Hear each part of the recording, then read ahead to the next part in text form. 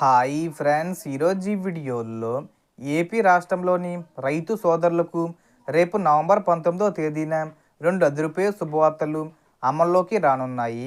ప్రభుత్వం రెండు ముఖ్యమైన పథకాల నిధులను ఒకేసారి విడుదల చేయబోతుంది.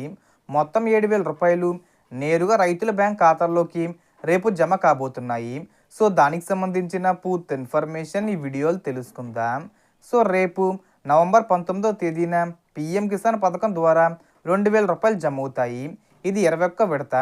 ఇప్పటి వరకు 20 విడతలు పూర్తయ్యాయి.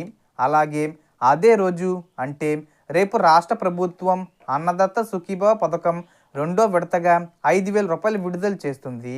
మొత్తం కలిపి రైతుల ఖాతాల్లోకి రేపు 7,000 రూపాయలు పడతాయి. అన్నదాత సుఖీభవ పథకం ద్వారా మొత్తం 14,000 రూపాయలు ఇస్తారు. అందులో రెండో విడత ఇప్పుడు రేపు వస్తుంది.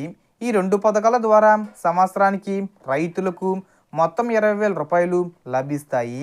ఈ నిధులను కడప జిల్లా కమలాపురంలో జరిగే కార్యక్రమంలో సీఎం చంద్రబాబు రేపు అధికారికంగా విడుదల చేయనున్నారు. రాష్ట్ర వ్యాప్తంగా 46,42,904 మంది రైతులకు సుమారు 3,077 కోట్ల రూపాయలు రేపు జమ కాబోతున్నాయి.